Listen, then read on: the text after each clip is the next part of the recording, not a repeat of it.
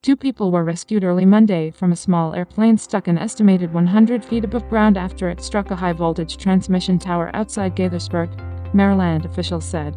The two suffered serious but non-life-threatening injuries and were rushed to trauma care following their rescue shortly before 12:30 a.m. Montgomery County Fire Department officials said at a news conference. The two were initially thought to be unharmed, and they were communicating with first responders by cell phone as they awaited rescue, Maryland State Police and other officials said.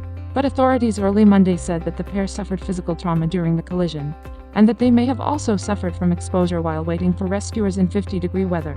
Officials said at a news conference that rescuing them was difficult because any power line near the wreckage needs to be tested in person to ensure it wouldn't harm first responders or the two on board the plane. There is no other way to determine if it's safe to access the tower until it is grounded or bonded, which means crews have to go up to the wires themselves to put clamps or cables onto the wires to then ensure that there is no static electricity. No residual power.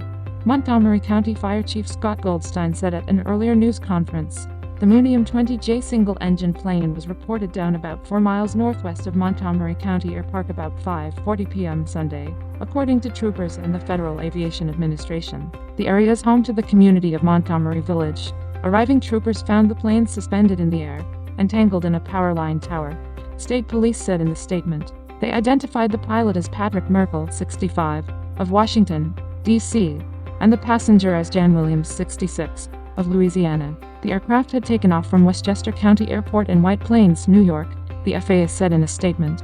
Officials said about 120,000 utility customers in the area were without power at one point late Sunday, but power had been rerouted and restored to most by early Sunday. PEPCO, the Potomac Electric Power Company, said in a statement that its crews have responded to the crash site and worked with authorities to expedite the rescue and restoration of power. The FAA and the National Transportation Safety Board are investigating the cause of the collision. The intersection beneath the plane, Rothbury Drive and Goshen Road, will remain closed until the plane can be removed and power lines restrung, officials said.